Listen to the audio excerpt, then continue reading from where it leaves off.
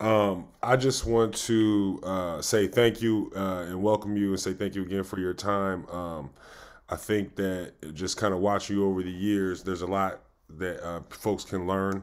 I think it's because everybody learns differently, right? Some folks learn by watching. Some people like things explained to them and things like that. But you just have such a unique style, and and the stuff that you do speaks to a few different genres. Right. So everyone, I just want to welcome into the room, Stolen Drums. Snap it up real quick. So,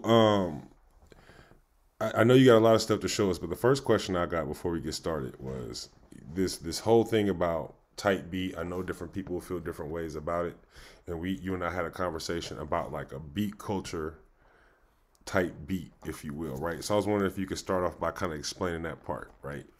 Okay. So, how's And this then, microphone level? Is it like ridiculously loud or is it sound okay? go ahead and check. Check 1, 2, 3, 4, I 8, think 9. that's all right. I think that's all right. Cool, dude. All right. So, I'm a producer, right? I make music, musician, guy who creates things to make himself feel better, right? Had a job. It was kicking my ass. Didn't like it. Stressed me out. Used to come home, turn on my MPC, chop out records, smile, relieve my stress. You know what I mean? It's like skateboarding. I don't skate anymore. That's why I'm chubby. But skateboarding and beats was like life. I didn't define that or give it a brand name or a genre or anything else. You know what I mean? Just made stuff. Um, and I think what happens is folks need to commodify things in order to monetize them. And then they like labeled it a thing. You're a lo-fi guy. And I was like, whatever. Okay, cool. Checks keep coming. I'll keep playing. You feel me? Like, no biggie. But the reality was I make beats. And I saw this like, I saw this Miles Davis piece. He was doing an interview and somebody asked him about jazz. And he's like, don't call me jazz, bro. I make music.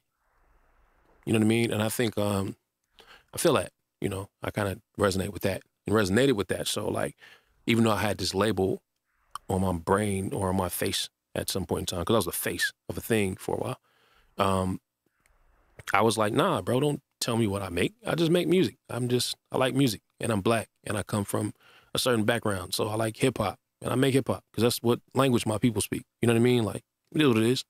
Like, I'll call it something it's not. I just make music and that's how we express it. But, yeah. Anyway, over time, I learned that there were other people who did such things. And we had to come up with a term that didn't fucking match the term that other people were using to put us in the box. So we just said beat culture. And there's no genre. It's just beats, people who make beats. That's it. I think the other unique thing, though, and this is actually a fact and not a label, right? Is you use a lot of analog gear. Probably like you're probably one of the most skilled folks I've ever seen with it, and not just using one piece, but using multiple pieces, Well, right? thanks, man. And specifically, one of my jobs is to try to get young producers have to be able to see themselves a little bit in order to kind of Mm, like figure out what their sound is, right? And so I have to be able to get a wide range of folks in here in front of these students. And so I wanted to, because we do have Sebastian. You there? Yes, sir. So Sebastian uses analog gear as well. Can you talk about just what gear you use real quick? Sorry, you talking what gear I use or what gear Stolen Drums use? What gear, Sebastian? What gear do you use? Oh, okay. I mean, I like the Novation synths. I got the original Groove Box. I got the tracks. I got a bunch of little Korg Volcas that I like to sample here and there. Those are my main go-tos, to be honest. But I got a couple other things. nice. Yeah. So yeah, I just wanted to kind of like touch on that piece too. And so can you talk about like how just using the analog gear, one, how that connects to the beat culture piece, two, how that opens up performance opportunity pieces, and then maybe three, like what the learning curve might be like if somebody wants to explore that. Mm. So, I'm old, bro. So I started making beats on machines because there wasn't like, I mean, I guess there was computer programs for that stuff, but like, I wasn't into it. Like you had to put your hands on the pads. Like that's how you made beats. Like you played an MPC or that was really what we had at the time. But over time, I realized that like the vehicle or the music really don't matter. It's about like your workflow and what feels good to you, and like, you know what I'm saying, kind of what gives you joy. And I was working at a computer job in the daytime, so when I came home, I just wanted to use equipment and not have to look at the screen as much, you know. This controller in front of me is it's a DJ mixer. It's a Rain. Look, see if you can see it better over here. But it's a Rain 70 DJ mixer, and then there's like a turntable next to it. But you know, like whatever controller is tight, and again, like I said, workflow is really the thing. Even with DAWs, like if you're trying to find like the one that works for you, it's not about like what everybody else is used. It's like whatever makes sense for you, you know? So now I play a bunch of analog gear. Like it's like some keyboards over there. It's like a Moog and a Prophet and Mellotron and Rhodes, bells and shells. And you know what I'm saying? Like whatever else I can get my hands on, guitars and basses and stuff. But I like the way that stuff feels in my hand. I can twist it and turn it and make stuff happen, you know what I'm saying? Like in real time, without having to like dive through a menu and figure it out. You know, that helps a lot, so. Yeah. Okay, well, awesome. All right, well, with that being said, the floor is yours. Show us what you do. Let's get into that. Cool. So, I guess y'all want to make a thing. Is that the thing that you want to get into, or how do y'all want to do it? What do y'all want to ask them. Yeah, ask them. Yeah. What do you? So here we'll do a couple choices, and y'all can throw it in the chat or whatever you'd like to. So Nate, you want to see something from scratch, or do you want to see him break down something he's already done, or make something? Okay, I can make something. All right. Cool. And you got to understand, not everybody's as willing to just make something as you are. Word. Okay, so I'm gonna share screen, I guess. Hopefully this doesn't blow up, but we'll see. Multiple participants. Here we go. Screen share, and then Luna, and then I'm gonna leave my sound regular. Can y'all see this? Does this work out? Is okay? Yes. Okay. So the first thing I'm gonna do, I got a drum set across the room, and I guess I can track some drums in, and then we'll go from there. See what happens. See if it blows up. Hopefully it does.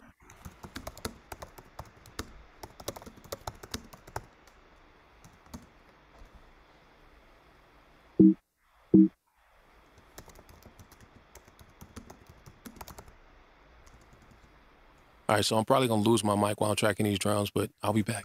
Be back shortly.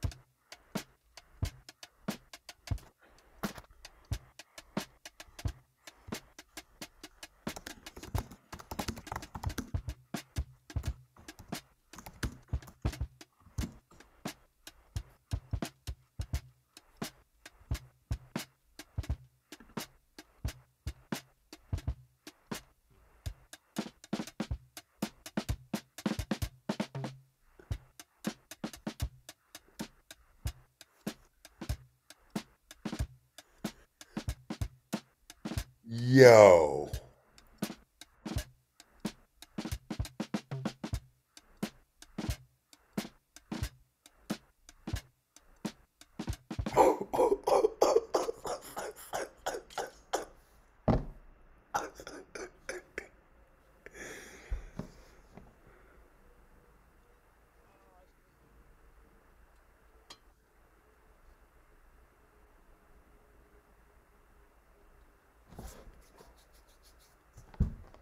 I had one mic that was like super clipping that I didn't see until just now, but I'm gonna try and like just make it really low in the mix and see if it's cool. It's probably not though. Sir, we've had people that struggle to get their DAW audio right. You didn't just come on here with a whole drum, like a drum set mic'd up. Do you like what the? Yeah, man. I'm in the studio, my guy. I'm in here, my guy. I'm pretty sure this sounds horrible on this mic, but I'm gonna check it out. See what we get. Oh man. It's usable. Fuck it. We can make it work. We'll just make it really low. Excuse my language. Can I cuss? Is that cool? Yeah. All right, cool. Fuck it. Yeah. All right, so all I want to do really is go find a loop that's tight, and then we'll just kind of loop it, and then we'll build out the mix on the drums from that, like, one thing.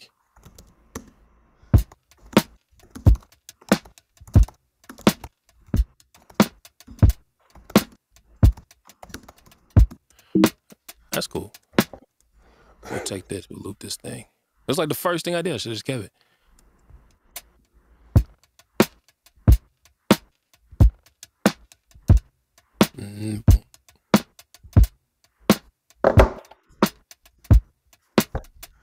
All right, that kind of sits. I just need a loop, you know what I mean? Like, I don't need much. So let's take this maybe.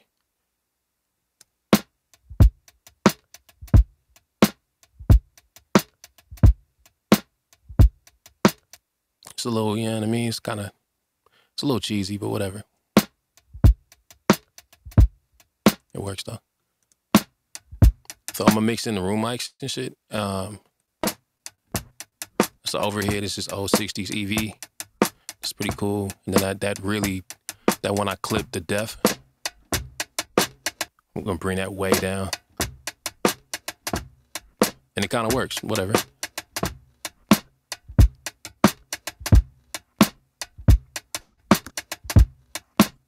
That's cool.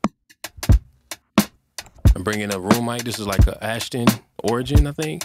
It's like a large LDC, like a large condenser. It's doing that thing.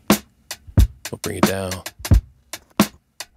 Little room noises in there. I think you can hear a fan from my laptop or some shit. So I grab the transient designer and get rid of the sustain to kind of tighten that shit up.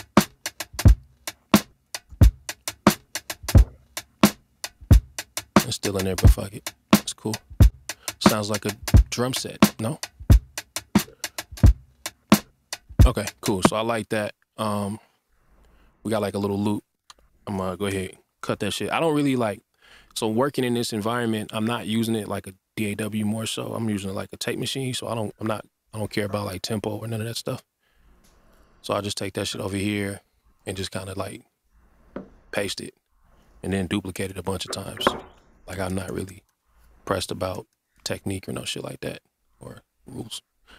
Fuck them rules, B. So from here, I'll probably take like 4 of these and see how they sound together. That is not the same drums. That's a completely different set of drums. How'd I do that? That was from earlier. I was playing around. Excuse me. Sorry about that. All right, so copy. Paste. 1, 2, 3, 4. You want to go ahead and plug your loops?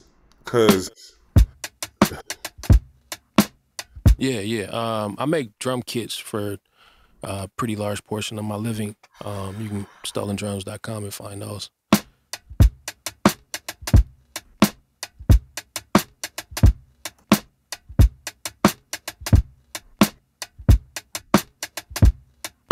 That's cool though. I'm not, you know what I'm saying? Like, I'm not mad at that little bop. It's cool. Like mixing wise is okay. I probably would mix on the monitors normally, so if it sounds weird or whatever, my bad. But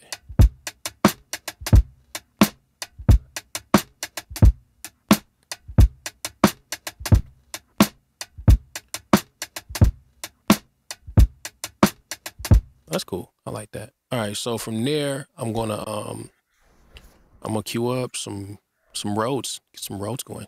I'm gonna lose my mic again, so I'll be back very soon. Diana, just to give you like a target point, right? So think like organic sounds, organic sounding drums, natural instruments.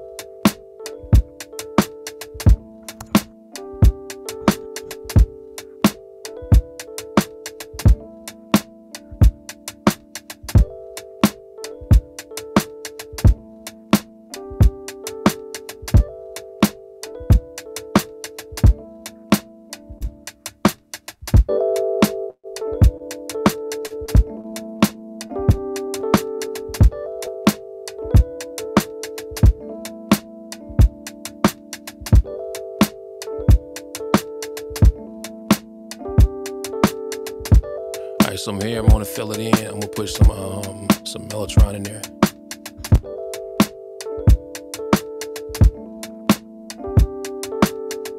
So Diana, another thing I could say is that groove might supersede progression.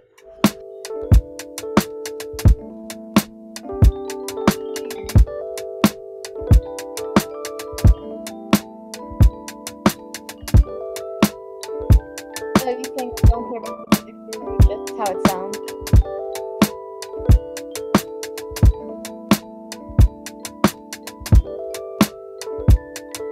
Put it in the chat.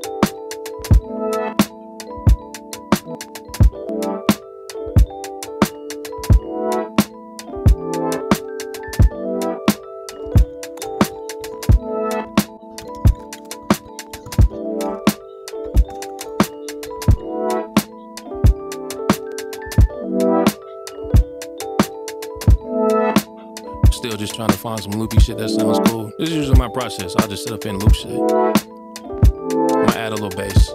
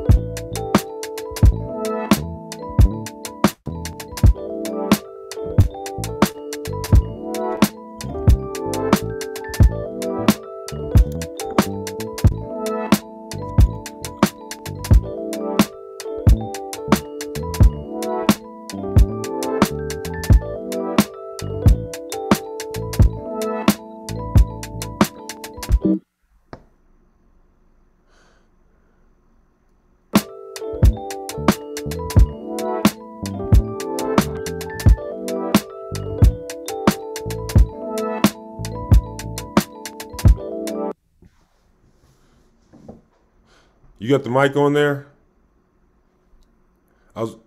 Can we unpack some things real quick while we got to stop? Yeah, let's do it. Okay, so all right. So we had a couple of students that didn't take Beatmaking 1, and they're kind of new to beat making, why type beats exist, and then just kind of what a genre is, right? Okay. So the intent of this semester is not to get everybody locked into type beats, right? The reason I made this like this is because when I first started doing it, everybody would get comfortable making one type of beat, and that's all they would do. So I said, well, if I assign it this way, then you have to get outside your box. Now, obviously, the class has evolved, and the type of students that we now receive in second semester has evolved. Okay. And so I'm trying to do a couple of things at once. So, like, for example, Dinah has asked a lot of questions about, well, what is this? And I know why she's asking this. I also know why I don't want to answer it yet, and why the same thing, kind of you explaining. It's beat culture. It's I make music. It's how I feel.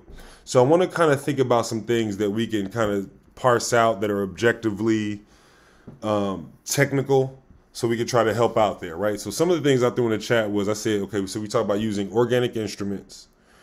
We talk about kind of maybe, and I'll ask you this, I kind of said you prioritize groove over progression. Is that a fair thing to say? Yeah, man, it's all about groove.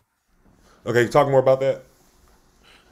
So, you know, I come from like these beat machines and shit. So, like 90% of the time, it's just about a loop, and a loop is 100% groove, right? It's not. I'm not trying to do some kind of musically complex thing.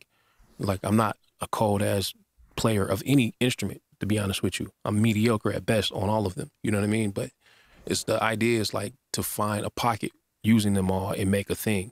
You know what I mean? And in my mind, music, at least the music I enjoy, is shit I can live to. And if I can live to it, that means there's space in it. You know what I mean? I don't want to like have to stop what I'm doing and look at it. Like, if I have to do that, I feel like I've like broken the fourth wall, if you will, as like a creator of content, if that makes any sense. So yeah, like, you know, it's like find the groove, find some shit you can vibe to. Excuse me, find some shit you can like live your life to, and, you know, hang out with your family too, or whatever it is that you do every day. And like, that's kind of like my end game, creating. Okay. So it's all about the groove. All right. Yeah. I can try and go through some of these questions in here, or if you like, if you got them off the top of your head, man, we can kind of. No, I think that's good. I mean, that's because a lot of us are just in awe because this is so different than any of the like. So here's the other thing that's interesting, right? Is that we're new to beat making, right? Is like exploring it as like a pedagogy, right? Okay. But then you come along and we have a bunch of students who had to play like a live instrument to get accepted into the school, right? Okay. So constantly I'm looking for access points, but how you set it up is this is access for everybody in here if you play some kind of instrument, or they all know somebody play an instrument. You know what I'm saying? Yeah. So I'm almost like so Diana and I had met yesterday, and we had this conversation about loops because she was using a lot of the GarageBand loops, right? Okay, I know you do. It's not that you don't ever use loops, you don't ever use samples, right? But like, what's a way you can make a loop or a sample your own? Oh, chop that shit up. You know, like I would say that the easiest way to do that is to take that piece and break it up and then layer with other stuff. So say like if I have like a Rhodes loop, it's primarily a Rhodes piano and it's in like A minor, you know what I mean? I can chop that up and then I could play a riff, play a couple chords, or go find something else, even if it's in a different key, and transpose it till I get to A minor and kind of put them together and like work out another composition, you know? Like the whole sample-based thing is really, in my mind, like, what's the word I'm looking for, man? I can't think of the term, but like when you take a bunch of different art, cut it up and put it all together, it's like a collage. That's the word I'm looking for. Okay, yeah. So and so then I'm always talking about texture. That's another way to create texture too, is by sure. Yeah. Okay. Cool. Right. That was another draw for me working with analog equipment in the first place, is because like I got really into it, and like the more I'm sampling, the more I'm looping. Because I used to sample records, like I still do, but that was like the primary means of sampling records. You know what I'm saying? Like And then what happened is over time, I kind of fell in love with the sounds I'm hearing on the records. And it's like, how did Herbie get that tone on his keys? Why do they sound like that? Oh, that's a Rhodes. Oh, okay. Well, what is it plugged into? You know what I mean? Yeah, Rhodes keyboard. Or piano, electric piano. Like, what is that plugged into? Oh, that's plugged into a tube preamplifier through a DI box. Well, what kind of DI box? Oh, this one they used to use in the 60s at blah, blah, blah. And it has fucking Jensen transformers in it. Oh, okay, cool. So how can I get some Jensen like I went that route. And I was trying to like find that sound. What is Chick doing? Chick Corea is like a cold ass key player. He also plays the Rhodes a lot, but sometimes a DX7. So I was like, oh, I need one of them Yamaha keyboards so I can get that DX7 sound. You know what I mean? And it's like what drums is Dilla playing? Oh, shit. Well, Kareem Riggins is playing the drums most of the time. And if I look up the pictures of that shit, I can find out that he's on an Acrolite. That's his snare drum, you know what I'm saying? So, okay, cool. How much is an Acrolite? That's $300. Fuck, I get one of those, you know what I mean? And then I can get that Dilla snare. So, yeah, Acrolite for the win. Sebastian knows what time it is. But yeah, it was a bunch of that shit. Like, what weight drumsticks is fucking, the jazz heads using? Or like, what hi-hats are they using? And you find out all these little things, man, like, oh, okay, like new beats. The 60s new beats got that dry-ass hi-hat sound that you like so much that you hear on hip-hop records and shit. And then Questlove's use these little light-ass drumsticks. He won't use the heavy ones. He uses the light ones like the old jazz heads did. There's all this, like, detailed information that you get.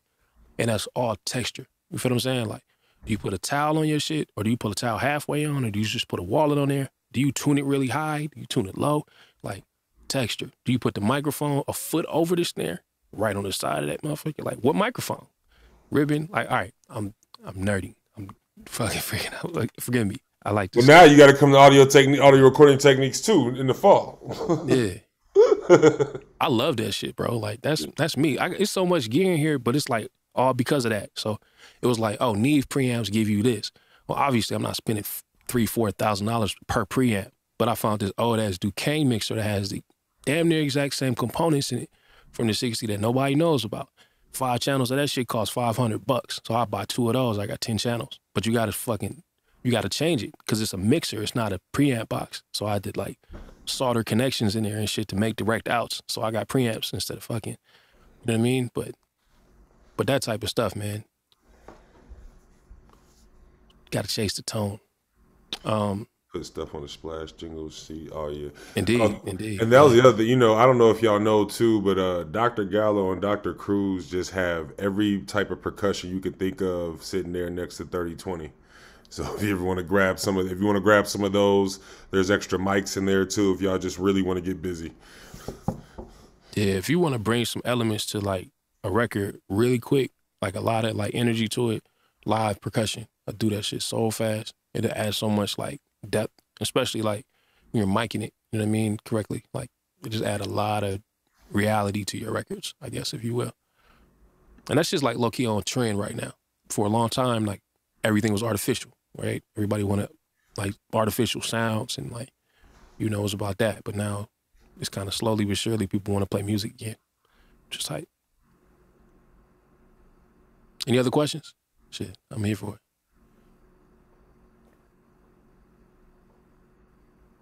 Well, keep going, brother, because you was killing it. All right, I'll fucking keep cooking, see what else we got. I don't know what to sneeze anymore. That bass line is hell. Hold up, let me find that shit. Oh, that's why.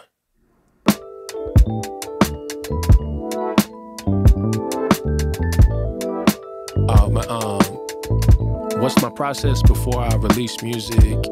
So for me, the creation of the music is more important than the release. So I just put stuff out when I finish it. I don't too much think about it. If I find a collection of records that do well, I'll put them together and maybe throw a couple extra pieces in there and call it a tape. I'm a beat tape guy, so I don't really like produce these like opuses. It's just like, here you go. The last 10 joints that was fire that people like. So there's a tape, Now it's a collection of music, but that's about it for me. I just put stuff out as I make it. If I like it. Also, maybe you could talk about, because now here's the thing, because it's part of my job to study this. Mm-hmm. I know you don't want to put a label on it, right? Let's call it, for a hot second, for the purposes of this conversation, let's call it lo-fi, right? Okay. there's less bullshit with lo-fi. You can form an audience because they really rock with your music, and then they'll actually consume your music, right? And you've experienced that, and I mean, I don't know how long you've been experiencing that, but it's just obvious, like, you don't have to do anything else than just do you, and then your numbers reflect, hey, he's dope. They rock with him because he's dope. So now you're able to put stuff out. Can you just talk about that process and just turning like a little bit of your music making into a career the way you have? Not a little bit. Most definitely. Yeah, most definitely. So this whole idea of like the lo-fi music was like the word that people use to define like just beats on Spotify at first. It was like, I need a way to like quantify this shit. Like, I'm gonna put it in a playlist. What do I call a playlist? And then it was like lo-fi. You had some other collectors on the internet at this time. This is like years ago, maybe like 2015, 16 type of shit. And like you had like Chill Hops and like, what's my man's name? Damn, I can't think of homie's name. He always fucking makes videos out of Knowledge Records. But he's dope. Anyway, if I remember it, I'll put it. Steezy as fuck, that's his name. And then a whole bunch of other folks that were kind of like, pulling all this stuff together, putting it in lists like that. And then what happened over time, and this is interesting, is like, this was a predominantly like black space. I'm not, just to keep funky at first. And then like I was in the playlist a lot, and most of my friends, I would say, you know what I mean, were in the playlist a lot too. I would see like Iman Omari's and DiBiase's and a lot of Dilla shit. And then like, folks that I would see at shows, I saw in the playlist, if that makes any sense. And then like over time, yeah, he said 2015 and 17 was kind of like lo-fi was peak, yeah.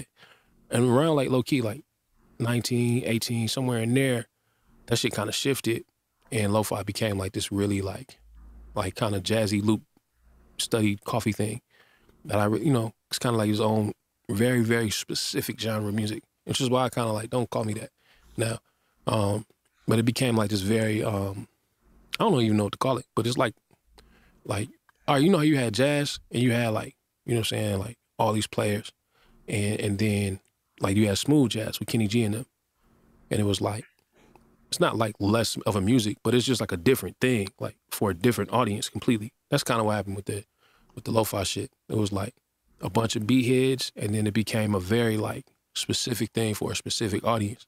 And it was like, there's not enough space for all these cats to do all this wild shit with the samples really to exist.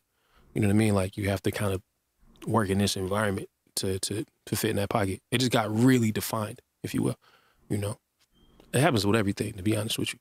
Like fucking skateboarding, snowboarding, like most kind of subcultures, people just do a thing because that shit is cool and they don't define it. And then somebody comes along and commodifies it. And then it's like, this is the thing. And everybody who doesn't do this exact thing that we make money off, they kind of fall away, So that shit kind of happened with the lo-fi thing. So now we're in a position where, at least for me, to kind of come back to your answer, it's more about like as an individual leaning to your community. So like I make drum kits and I make classes and I teach people how to, do all the different parts of my business and shit as a means to be a good citizen for my community. And then those people support me. You know what I mean? More so than like getting a couple million streams or 300,000-400,000 a month or whatever. It's more so like it's a community of a couple hundred, couple thousand people that I'm a part of. It's not even my community. I'm a citizen. You feel what I'm saying? Just like everybody else. And I got to just do my part to be a good ass citizen and try and fucking add more value than I take away. And then people look out. Like people kind of look out for you when you do that. And that's really what it is. So it's like, you just, how can I make the situation better? Like, what can I do? Like I see y'all, maybe I can make some drums. People always say they like my drums. So I'll fucking make some drum loops and put them on the world and see what happens. And then people like them and they sell them. I pay my mortgage for a couple months, take care of my family with that. And then like, and so forth and so on. That's kind of been how it was. And then I did a class. A lot of people ask me questions about like, how did you get to the point, or how do you get your business off, or whatever have you. So I was like, shit, I'll teach you everything I know. Like, I just do a monthly subscription and then just break down whatever people want to get. Yeah. I hope that answers the question. Yes, it does. It definitely does. Cool. Wait, Sebastian, or no, Lucas, you had another question?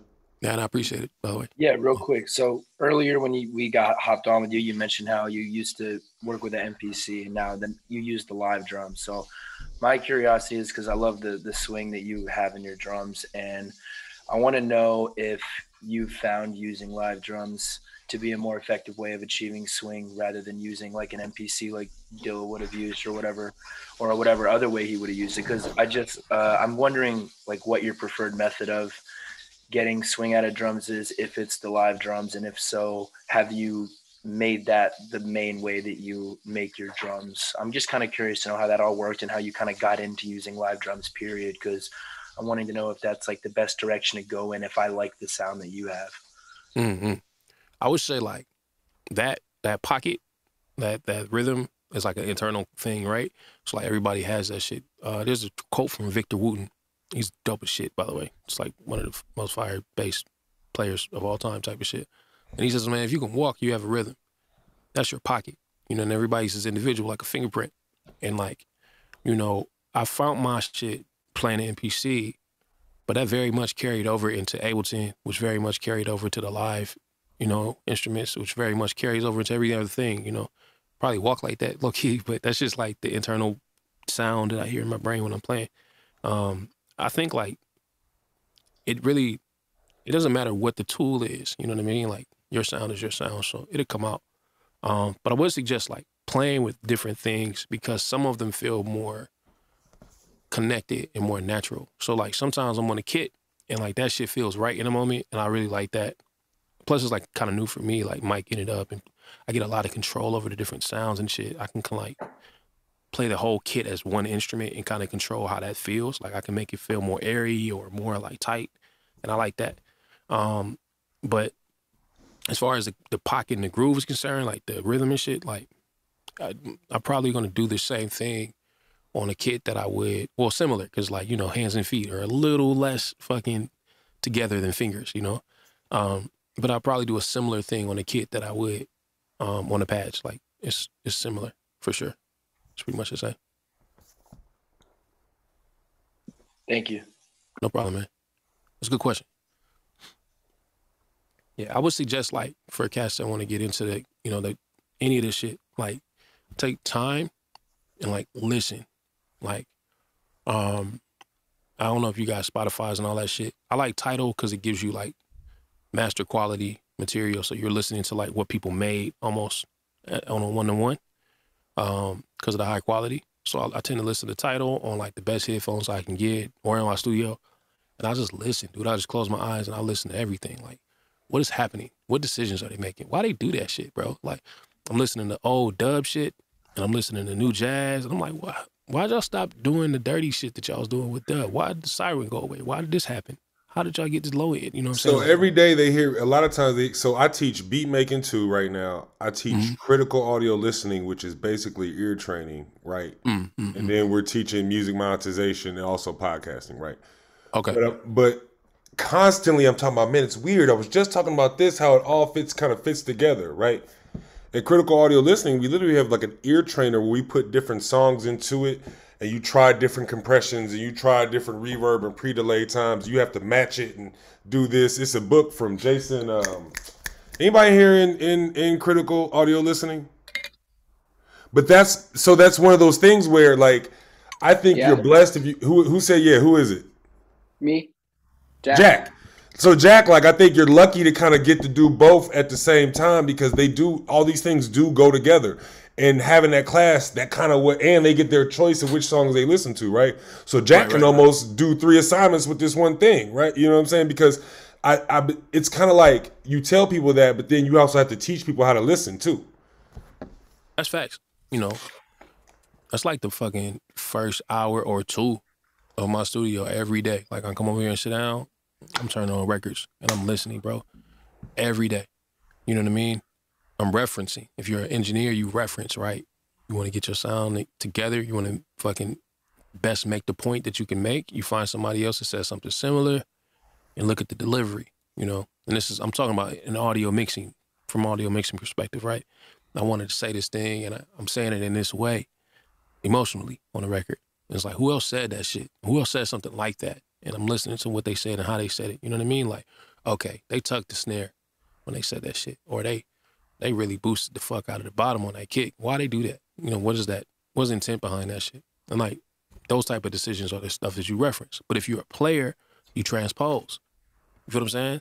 What do? I listen to records and then I play along with them. Like, so me learning how to play keys and play bass and every other instrument that I fucking mess around on, I don't read sheet music or none of that shit. I don't know anything about theory, which is not like a brag. It's just I need to learn because I don't know shit. And I'm fucking, you know, a grown ass man. But like the only reason I can actually play a thing and it don't be fucked up sometimes it is, but it's because like I'm listening every day and that's how I learn. So I'm learning by ear. Like, okay, these shapes make sense for me in the language that I speak. Like, because like, you know, my minor 7 is not gonna be the same as a minor 7 from like a traditional player from another genre. You know what I mean? My shit might be a little dirty. It may not actually be a 7. It might be a sus4, or it might be a 9, or some other shit. Like, or I might play my 9 different. I might play 1, 2, and 3, and the 2 is a 9 versus like playing a fucking, you know, traditional 9 with the extended. You know what I mean? Like, so, like that type of shit is gonna be different because of the language I speak. Because I'm learning from fucking Robert Glasper and them. I'm not learning from like, you know, I don't know, Beethoven. Like, you know what I'm saying? Like, it's a different energy. So I think it's important to do that shit. Like, it's super, like, there's so much information in the music itself. Like, all of the lessons are there. You have to sit down and really listen to that shit. And it's gonna come from everything, like arrangement, like the way that you play, the voicings that you use, the pocket, all of that shit is influenced by like the stuff in the world. So just, you know, I would say like take some time and really dig in and listen to shit that's outside of your box and find things that like really hit you and really come from like where you come from and like speak to you. You know what I mean? And like that's the stuff. You like fucking soak that shit in, learn as much as you can, and then do your own thing. Don't just like regurgitate that shit. That's challenging because if I'm walking down your path, you already walked that shit. You got to the end already. I can't really fucking, I'm not gonna get the same thing out of your shit that you got. Obviously, you did that. It's for you. I need to do me because if I don't do me, nobody else can get this thing that I got. That, you know what I mean? So it's important to have that shit. So, you know. Yeah, anyway, I'm rambling. What's your question, Lucas? Yeah, one more question. So I get the impression that most of your sound is organic, but I am curious to know, are there any effect plugins that you've used over the years that you would say are essential to? Because I feel like you're going to say no, but I thought I would ask because I feel like you don't probably use them very often. No, that's a good question, man. I mean, yeah, like just like basic stuff like EQ, compression, filters. You know what I mean? I'm really into this UAD stuff right now. Plugin Alliance is really cool. They make a crazy fucking suite of stuff that you can get for a couple bucks a month. But yeah, I'm really into the UAD. Like the Pultec filters are sexy. I like these a lot. I don't know. I put these on every channel. Pultec EQs are fire, but I'm not always using them. I'm using this guy a lot. This is like a Plugin Alliance EQ. I use this shit on every channel because like I can sweep it and find like, you know, all my little stuff and, you know, get my notch filters on and kind of get the room out of stuff and clean things up like I want to. I like this guy. I use this shit on damn near every channel, especially for percussion, to just be able to pull a little bit more room out or add a little bit more attack. It's like compression, but like kind of in a different format. It's like a compression with a different user interface type of thing. So I could be like, give me more snap and fucking tune in more snap, or give me less room and tune out more room type of thing. It's cool. Do you talk about that stuff on your, like, I think you mentioned that you have people that subscribe and you'll answer questions and stuff. Like, do you talk about all this stuff, or do you have videos Indeed. on there? Yeah, man. I think we might be over 70 videos deep right now. Okay. But a lot of that stuff is like, here's a record I made. Here's everything in it. Here's my lighting situation. Here's everything in it. Here's a camera setup. Here's everything in it. And they're like 2-hour-long videos sometimes. Sometimes they're 5 minutes. This is like some shit I learned. But sometimes they're fucking 2.5 hours long too. And then we got like other people that come in and do like guest lectures and shit. Kind of speak about certain things. I got a cat that's like a TrackLib superstar, or not TrackLib, but BeatStars. He made like a bunch of money on BeatStars and shit. And he's like, I don't know, one of their guys. So he came in and gave us like a 2-hour thing on like everything you need to know about selling beats online type of thing. So cool. Thanks for answering. I'm gonna check out your site and stuff after we get off.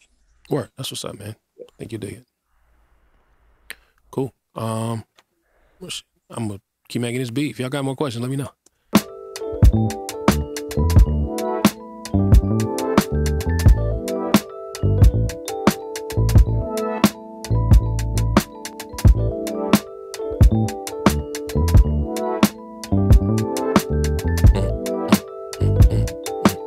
Maybe some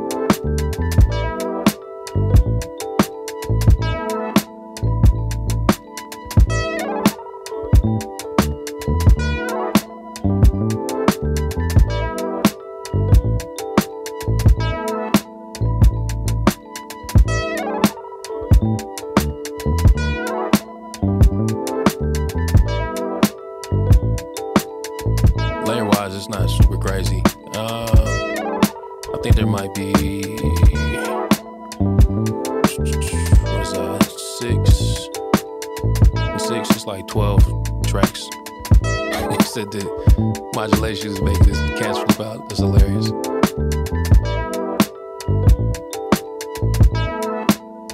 I want to send that to a reverb and kind of throw that to the side.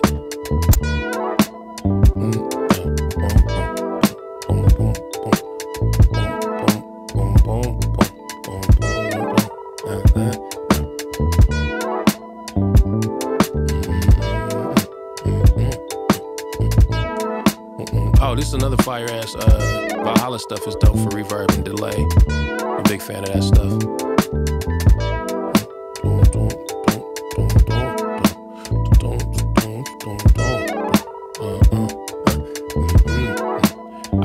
I usually use it for like drum stuff,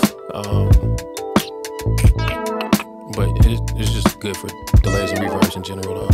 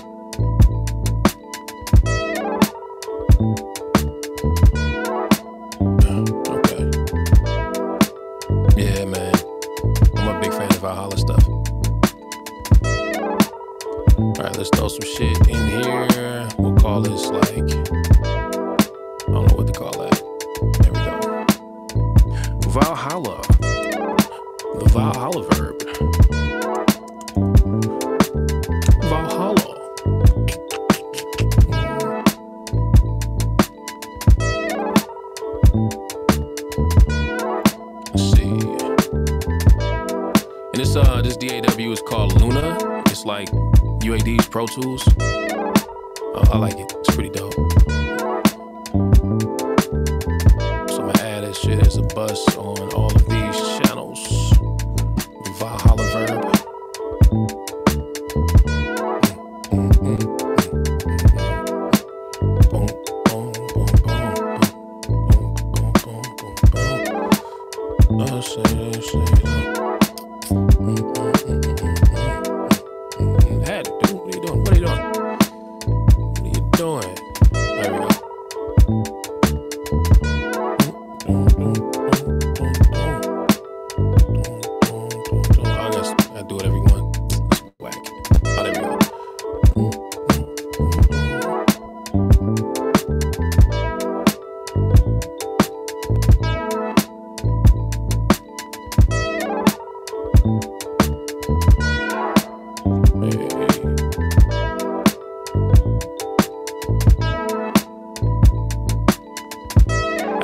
Free too, by the way. If you have any UAD stuff. Reverb.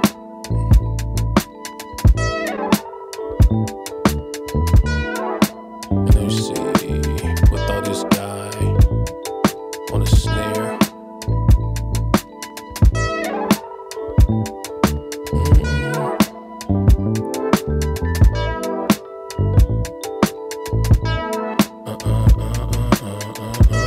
Minimum 199, yeah. For now though, cause yeah, for now. Watch that space. I'll say that. All right, it sounded kind of mixy. So I don't. This is interesting anyway. I don't too much. Let me see. Hold on. Let me go over here and see if I can do this and talk to you at the same time. Here we go. Okay. So I don't too much like the way I bounce things, I usually bounce them as like a performance. Usually in the studio, where this mixer is, there'll be like a larger Allen and Heath, and I'll send everything to it, individual channels, and I'll mix my records kind of dub style, if that makes any sense, versus like the traditional, like, you know, automate the intro and outro and like build out the shit inside the DAW. I'll just like play the whole thing like you're hearing it, like these are all of the layers, and I'll delete everything. Well, not delete, but I'll just mute everything I don't need. So I'll play in like the bass and like say the drums and maybe that pad, you know. And yeah, okay, so this is I'll explain dub. Dub is an old music style. It's like so you had reggae first and then you had dub after reggae. And what dub was is like they would make these reggae records or like these calypso records, these like soul records in Jamaica essentially. And then cats would then take like the record, the pressing, and remix it and make like beats out of that shit for the most part. And they'll just do like these little cool ass delay throws and reverb throws and shit. And versus like bringing in the whole shit, they would just bring in pieces of it like that. And it was like a mix, like they would mix it live. And you have like people that are ridiculously famous for that, like the forefathers of that shit. And then folks started like rapping on it, basically. This is like where hip hop comes from, for real, for real. So then people started rapping on that shit, you know what I mean? And them rapping on the shit is where like, you know, where we come from, for real, for real. But yeah, so that like you would make dub plates and then it would be like the drums, the bass, and then a vocal throw from time to time. And then, you know, that would be the thing. And people would just vibe to that shit. And I love that music. I listen to that shit a lot. So like Scientist and fucking King Tubby and, you know, Lee Scratch Perry and people like that are kind of like originators from that space. So yeah, if you want to like go listen to some old dub shit. Scientist is fire. Hey, go listen to some Scientist. Fucking be a good place to start. But anyway, I got really inspired by that. So I got like an Echoplex over here. Let me see if you can see this shit. Yeah, just like an Echoplex, big ass Echo and some other stuff. Kind of inspired by that.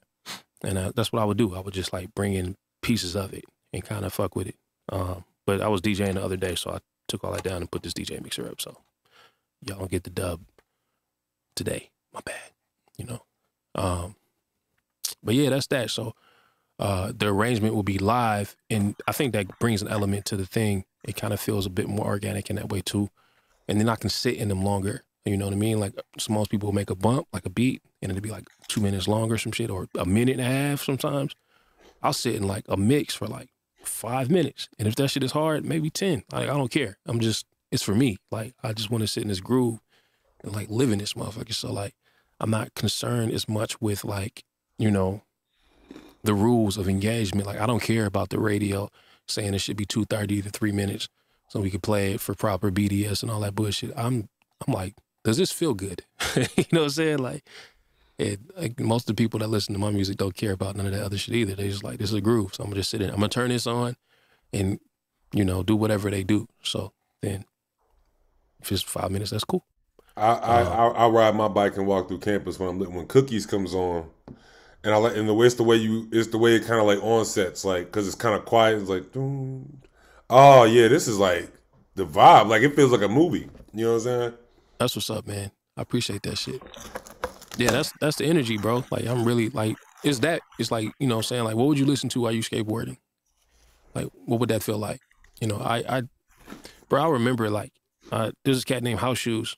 And if y'all read that Dilettante book, you should read it. It's a fun book. I think you'll like it. But he's in there a couple times. But he was early on, we started talking and stuff. And he was sending me records and shit. And I was sending him records. And he liked what I did, but it was too slow and too dirty, right? And he would send me music, and I was like, that shit is cool, but it's like wild clean. I don't want to skate to this shit. It's too clean. I need like some fucking filth to skate to. It doesn't have to be like aggressive, but I need like a certain texture. You know what I mean? And like dub is like texture king. You know what I'm saying? Like that shit is everything. Would you then repost the loop you made to make the rest of the song or add other parts? Yeah, I like low key. Like I would normally just let this shit loop like it is with everything in it, and then I would just go through on a mixer, you know, mute things, turn things on, fade them in, fade them out, send things to reverb, send things to delay. I had a dub siren that I just blew up in here the other day, so I got to get another one. But you know, I hit my little siren. I might talk shit on top of that record, whatever. Like, it's just me being me for the day. I think it's very important that like you kind of like lean into yourself and like kind of like, you know, not pay attention to the rules, but learn as much as possible at the same time. It's interesting. You know? Diana, one way you can kind of experience what he's talking about is, and you might not be able to totally recreate it without getting into another device, but like if you have a MIDI controller, like play with the dials, you know what I'm saying? Or like play with, try muting stuff out and just see what happens. So that way that can give you an idea as to how, because I think the way I've been teaching sequencing is nothing like that, right? But also it has to do with like, it's just not, one day we'll probably, and this is like so weird, we have to meet the needs of the students, right? When you have 1 out of 20 something students that does analog gear, hey, we need to get an analog person in here and really take a deep dive one time. If I get 15 out of 20 analog students, yo, we got to go get all the MPCs and the SPs. We got, you know what I'm saying? We got to kind of get to it. You see what I'm saying? Man, all right. So let me ask you this, because like if you think about it from a historical context, right? Understanding this idea of beats in general, regardless of how you approach it, like there's a foundation of hardware in this sound, right? Period. Even if like people are just making this shit that they hear on the radio, those people have elders, and those people have elders, ancestors, forefathers, OGs, uncles, whatever you want to call them. But at some point in time, if you go back far enough, you're going to find a dude with 2 turntables looping shit up. You know what I mean? If you go back even farther, you're going to find dub mixes. So I think that shit is foundational for like hip hop in general. How do you feel about that? And I'm sorry, can you ask the question? Because I was reading Diane's question, so then I apologize. Could you ask me that one more time? Man, I was freestyling, bro. I don't know what the fuck I said. It was all right. So, all right. So what I was saying is hip hop comes from dub, right? Which comes from dudes sitting in a room playing instruments. You know what I mean? The texture comes from certain pieces of equipment. That shit is foundational. Yeah. That stuff is like, I want to learn stock market. You know what I mean? So I have to learn about the origin of my currency. I want to learn marketing. So I have to learn about Edward Bernays and fucking all that shit. Like you have to learn about the foundational parts of this thing in order to understand, not in order to, let me rephrase that, because you can maneuver around and be completely clueless about that stuff. But there's so much information and like the base and the history of what you're doing. So what I said was like, if you go back, trap records are in 4/4 and they're inspired by soul and jazz and gospel and all this other shit. And just in order to be inspired by that stuff, there's information about the equipment, you know what I mean? And the instruments and all that other stuff. And just having that little bit of knowledge is going to set you on a completely, like, I would say deeper dive. I think it gives you more information. So like, case in point, I started making beats. I had an MPC and records and I didn't know anything. I had no clue why I was doing anything. No clue what was happening. I was just making shit because it sounded cool, which is dope. But the more I learn, the more I can appreciate the things that I'm doing. You know what I mean? I learned about compression and the different types by learning from different devices. Plugins don't do the same thing as hardware. You know what I mean? It's a different thing when you put your hand on that shit. And like now you understand it from a different perspective. Gain staging in a box is way different than gain staging in this room. You know what I mean? If I fuck up the gain station in here, all you're going to hear is hiss. You won't hear no signal. If I go the other way, you're just going to hear distortion. You know what I mean? And like, that shit informs me when I make decisions in the box. I make beats in the box, and I'm still using all of this stuff in this room, knowledge-wise. You know, if that makes any sense.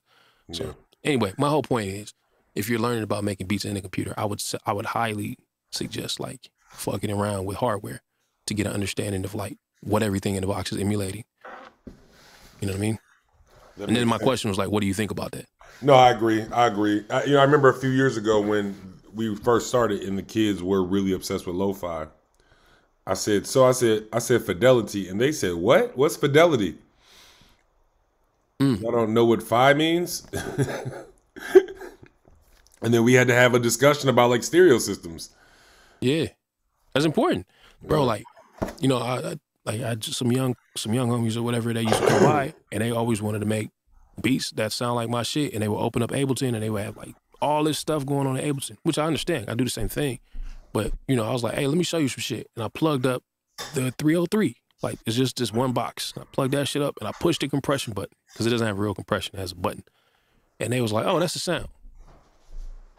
And I was like, yeah, it's one sound. You know what I mean? It's one thing. Like you're building it off of ear, which is tight, but like the fact that it just comes from this device.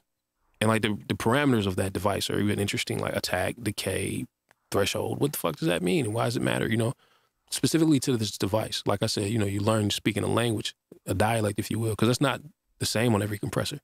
And specifically on a 303 compressor, it's different. That's a different dialect than a regular compressor. But you know that when you start fucking with hardware, like, you know.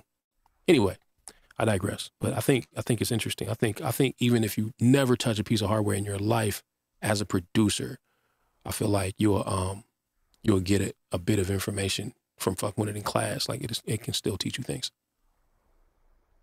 I'm just thinking about it too as a performance. One of the things I realize is what stops me from doing that a lot of times is I realize y'all are just messing around and experimenting when y'all performing too. Indeed.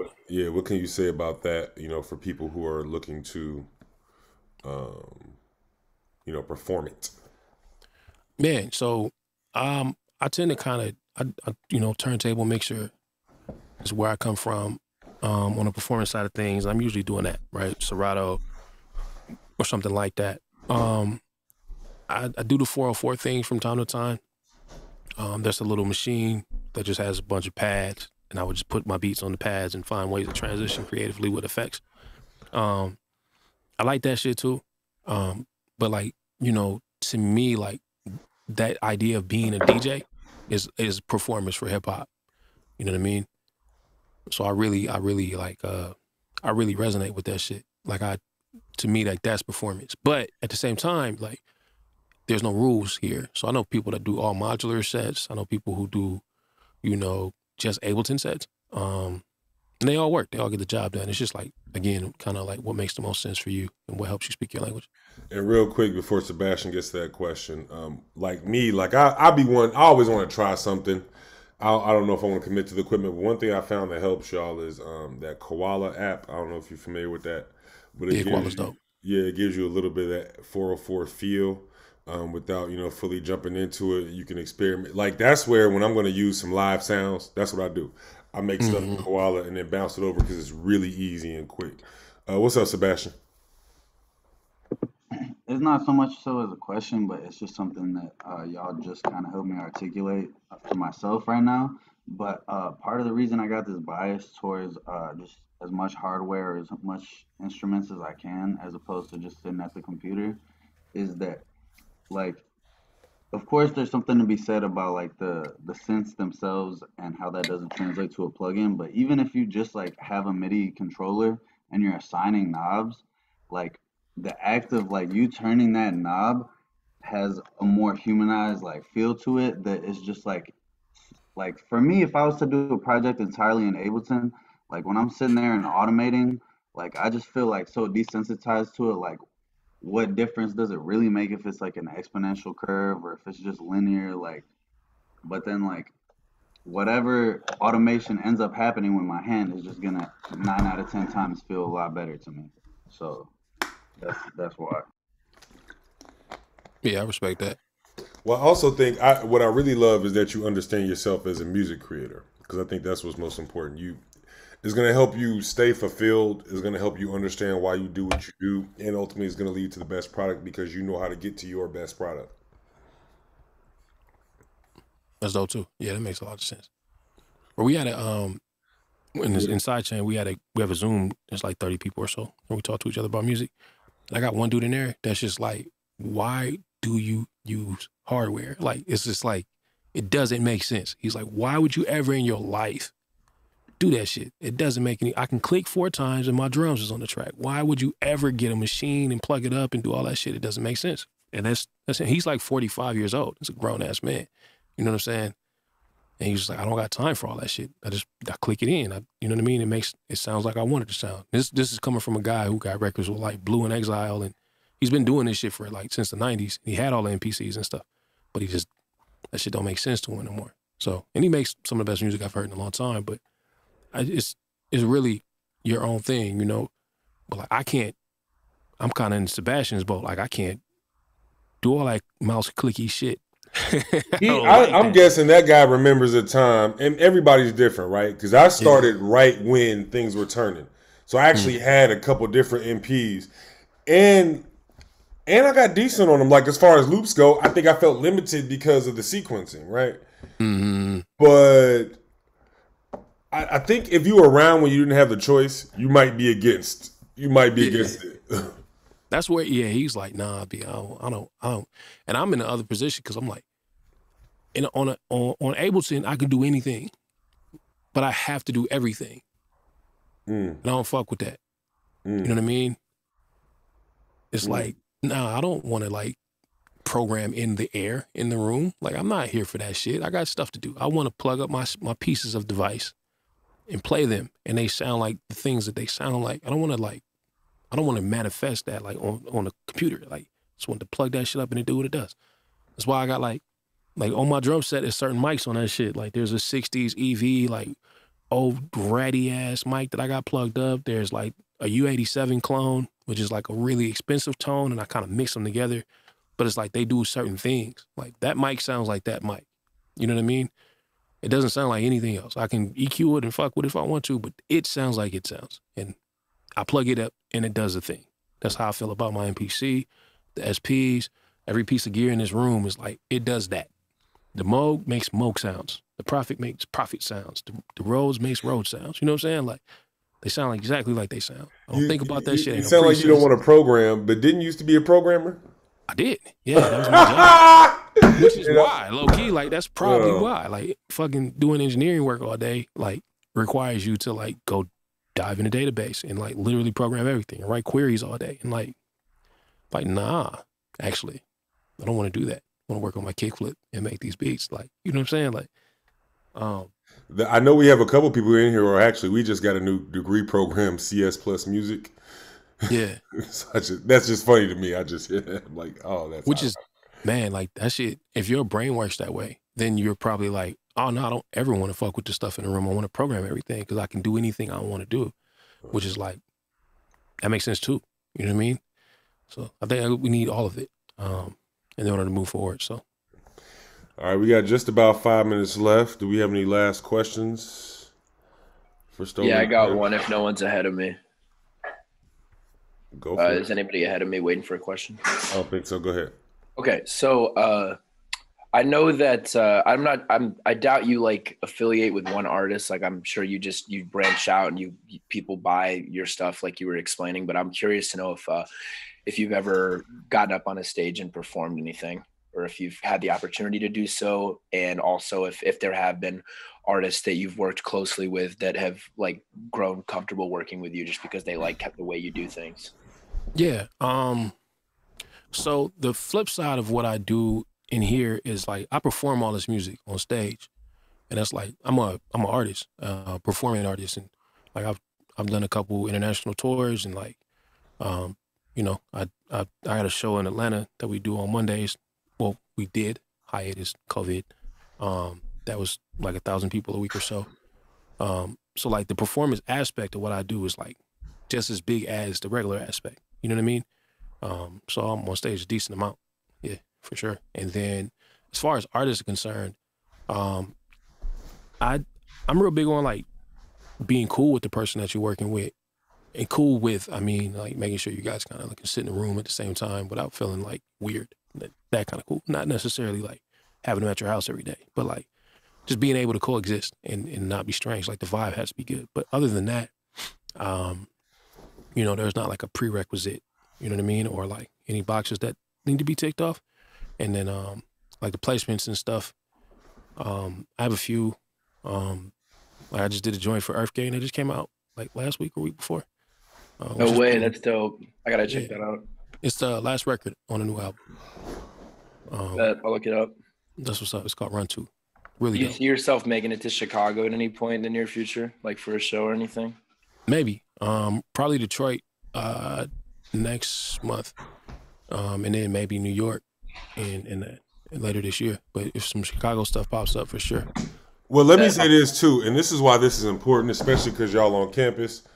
Controllerize and Stolen Drums, and I'm sorry, I don't mean to speak for you. I mean, are you still working with Controllerize?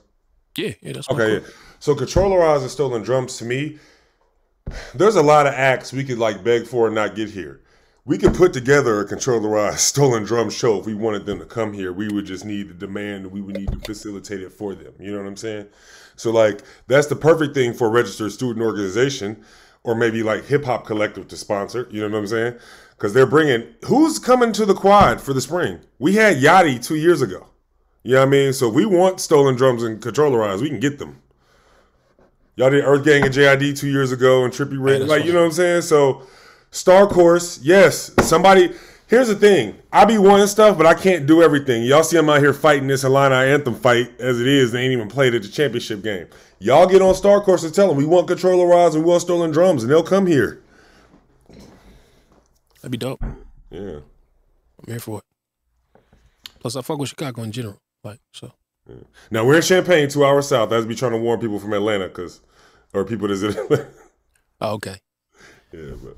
All right, well, hey, we appreciate you joining us. Do you mind if I publish this, or you want this to stay just for the students? No, it's cool. It's totally okay, cool. Yeah, I might publish this because this was a good one. I can't believe you just jumped up in with live drums mic'd up. That was amazing. That caught me off guard. So we appreciate you, man. Thank you for joining us, Stolen Drums. Everybody give it up, snaps, claps, and all of that. Yeah, I appreciate y'all, man. Thank you for having me, man. Thank you very much. I'll give you the link when I get it posted and everything. And once again, we appreciate you. Hit up STLNDRMS.com for his to subscribe to the community, to grab some drum kits, loops, and all that kind of stuff, and just support, man. Thank you very much. It's definitely, man. Y'all have a good rest of your week. You do the same, man. Y'all be safe.